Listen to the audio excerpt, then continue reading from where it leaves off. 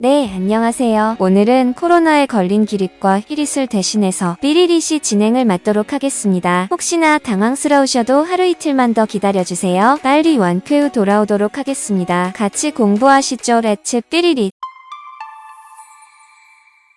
첫 번째 소식입니다. 지금 장세는 전형적인 약세 장흐름이 나타나고 있다고 하는데요. 어제 미국 증시는 소폭 상승하나 싶더니 결국 크게 하락해서 마감했으며 그 이유는 금리 폭등, 달러 폭등 때문이라고 합니다. 그리고 어제 장 초반에는 시장 예상을 웃도는 소비 지표를 등에 업고 상승했었어요. 하지만 이러한 호재도 긴축 우려를 이기지 못했다는 거죠. 그 와중에 레이 달리오는 금리가 더 오르면 주가는 20% 빠진다는 전망도 내놓았기 때문에 투자 심리가 매우 나빴다고 볼 수 있으며 결국 FOMC까지는 기다려야 한다라고 말씀드릴 수밖에 없습니다. 다음입니다. 결국 중국에서는 포치 등장. 자, 포치라는 건 바로 1달러가 7위안이 되는 걸 말합니다. 이 포치가 사실상 위안화 가치의 마지노선이라고 하는데 이게 2년 만에 무너졌다고 합니다. 9년 때 포치가 나왔었을 때는 트럼프 대통령이 환율 조작이라며 공격했었지만 지금은 전 세계적으로 달러가 강세니까 어쩔 수 없이 나타나는 현상이며 그리고 포치가 나타나면 중국의 수출에는 당연히 도움이 되겠죠? 그럼 중국이 호재인가 싶지만 그러나 지금 중국이 수출을 하려면 유럽, 미국에 해야 하는데 그 두 나라가 완전 메롱이라서 수출 호재는 기대하기가 어렵다고 합니다. 결국 중국은 환율 방어에 나설 것으로 파악된다고 하네요. 다음 소식입니다. 한때 30배 올랐던 그 기업 지금은 압수수색. 왼쪽에 보시다시피 최고가가 21만 4천원까지 갔던 신풍제약. 하지만 지금은 22,850원으로 10분의 한 토막이 난 걸 확인할 수 있네요. 그리고 이 와중에 비자금 의혹으로 압수수색을 받으며 또 주가가 하락하고 있다고 합니다. 참고로 신풍제약은 코로나 치료제 피라맥스 기대감으로 30배가 넘게 오르기도 했었던 대박기업 중 하나였죠. 참고로 피라맥스도 아직 3상에 머물러 있고 이상은 유의성을 확보하지 못했기 때문에 지속적인 주가 하락세를 나타냈었는데 주주분들의 걱정이 매우 클 것을 예상해 볼 수 있습니다. 다음입니다. SME 라이크 기획과의 프로듀싱 계약을 조기 종료 검토 중이라는 공시를 냈습니다. 이때까지 주가를 짓눌렀던 이유 중 하나인 라이크 기획을 떼낸다고 하니까 주주들이 환호했습니다. 그래서 오늘 시총이 1조가 넘는 SM이 무려 19%나 급등하는 모습을 나타내며 얼마나 큰 악재가 사라진 건지 확인할 수 있네요. 단순 계산을 해봐도 영업이익이 매년 300억은 증가할 것으로 보이며 참고로 작년 영업이익이 600억 올해 예상이 900억이니 얼마나 큰 영향을 주는지 알 수 있습니다. 다음입니다. 어제 그리고 오늘 이틀간 20% 넘게 급등한 기업이 있다고 합니다. 그건 바로 두산. 두산의 자회사 두산로보틱스는 국내 협동 로봇 시장 1위, 전 세계 5위 업체로 평가받는데 이러한 로봇 산업 성장에 대한 기대감을 받는 것으로 보인다고 합니다. 또한 최근 두산 에너빌리티지 분도 4%나 매각한 바 있으며 이러한 자금력을 바탕으로 신성장 동력을 확보하는 거 아니냐는 기대감이 나온다고 하네요. 다음 소식입니다. 최근 주가가 급등했던 현대바이오에서 황당한 주가 하락이 나타났다고 하는데요. 그게 뭔가 봤더니 코로나 치료제 임상 이상 참여자를 모집하는 콜센터에서 업무 착오가 발생했습니다. 그건 바로 추석 연휴에 나가야 하는 자동응답 코멘트가 오늘 나간 것이죠. 추석 연휴로 인해 임상 모집이 어려운 점 양해 부탁드립니다. 임상 재개 시점에 제공지 예정이니 참고 부탁드립니다. 라는 문구가 나가면서 뭐냐? 임상이 중단된 것 아니냐?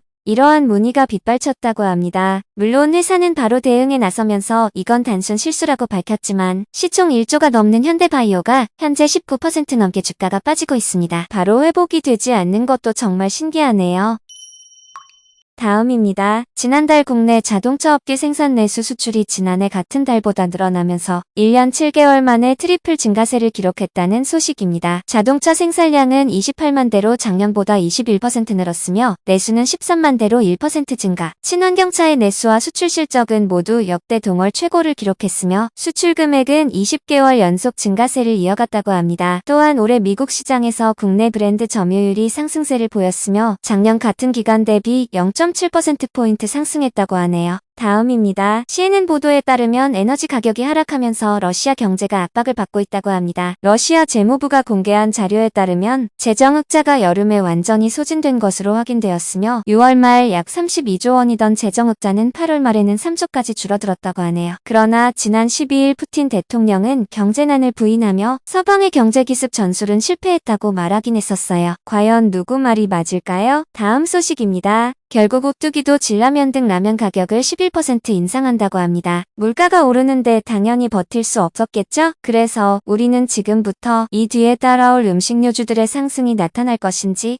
이 부분을 꼭 고민을 해봐야 할 것 같습니다. 다음입니다. 일본이 한국 화장품에 빠졌다는 소식인데요. 그런데 우리가 알다시피 일본 하면 세계에서 인정받는 화장품 왕국입니다. 그런데 그 일본에서 한국 화장품이 왜 잘 나갈까요? 여튼 그러다 보니 아모레퍼시픽은 라네즈를 통해서 일본 시장 진출을 가속화한다고 밝혔으며 LG생건도 CNP, 오위 등의 브랜드를 이끌고 일본에 진출하고 있다고 합니다. 그렇다면 왜 일본에서 한국 브랜드가 잘 나가나 봤더니 바로 한국 화장품은 디자인이 좋다고 하네요. 그러니까 SNS빨이 뛰어나다는 것이죠. 그리고 가성비가 뛰어난 것도 당연히 장점이라고 합니다. 다음입니다. 순식간에 독감 유행주의보가 발령되었습니다. 항상 기린이분들 조심하시길 바래요. 건강이 최고입니다. 질병관리청은 지난 일주일간 독감 의심 증상을 보인 환자가 외래 환자 1000명당 5.1명으로 유행 기준인 4.9명을 넘어 인플루엔자 유행주의보를 발령했습니다. 보통 유행은 11월에서 12월인데 올해는 2개월이나 빨라서 조금 걱정이 생기는 듯하네요. 그래서 올해 겨울에는 코로나도 독감도 조심해야 하는 상황입니다.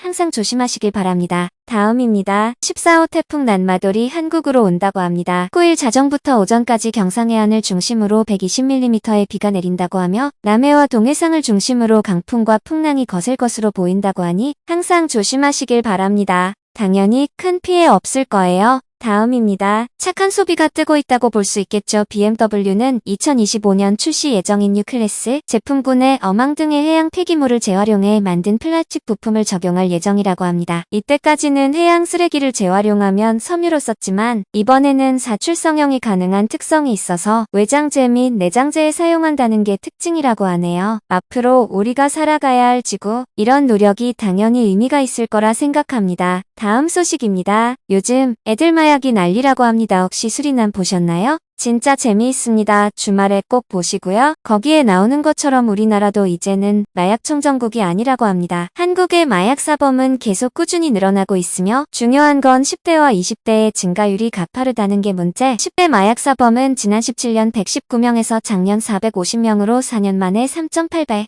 그리고 같은 기간 20대는 2112명에서 5077명으로 2.4배 늘었다고 하네요. 요즘 그냥 보이는 뉴스에도 어디서 마약해서 걸렸네, 캠핑장이니 카페니 모텔이니 라는 소리가 거의 매일 들리는데 여기엔 무슨 조치가 필요하지 않나 싶습니다. 꼭 해결책이 나오길 바랍니다. 다음입니다. 한미일화 전기차 실무협의 개최. 무조건 좋은 소식이 나와야 하는 한미일화 전기차 실무회의가 열린다고 합니다. 그것도 오늘 저녁. 다만 양측이 대화 채널은 만들었지만 법 개정 등이 필요하다는 점을 고려할 때 단 시일 내에 효과가 나오기는 쉽지 않다는 전망인 건 아쉽네요. 그래도 꼭 좋은 소식이 나와줬으면 지금이 아니라도 중간선거 이후라도 나왔으면 좋겠습니다. 그럼 또 현대 기아차에서 불 뿜는 양봉이 나올 텐데요. 다음입니다. 롯데제과 빼빼로 진짜 유명하고 맛있죠. 그런데 여기서 황당한 실수가 나왔다고 합니다. 자, 한번 보자면 롯데제과의 대표 제품인 빼빼로가 영국에서 리콜에 들어갔다고 합니다. 수십 년 이상 팔린 과자가 왜 갑자기 리콜인가 봤더니 영국 사람들이 민감하게 생각하는 땅콩 알레르기 표기를 누락했다고 하네요. 그래서 왜 이런 일이 일어났나 봤더니 바로 직원의 실수, 라벨링 작업을 하던 직원이 깜빡한 것이라고 합니다. 참고로 영국, 미국, 독일은 땅콩 알러지 비율이 높아서 이 부분이 민감하다고 하네요. 그래도 빨리 수정 후 11월부터 재판매에 나서는 게 계획이라고 합니다. 이런 실수는 절대 있으면 안 되겠죠? 마지막 소식입니다.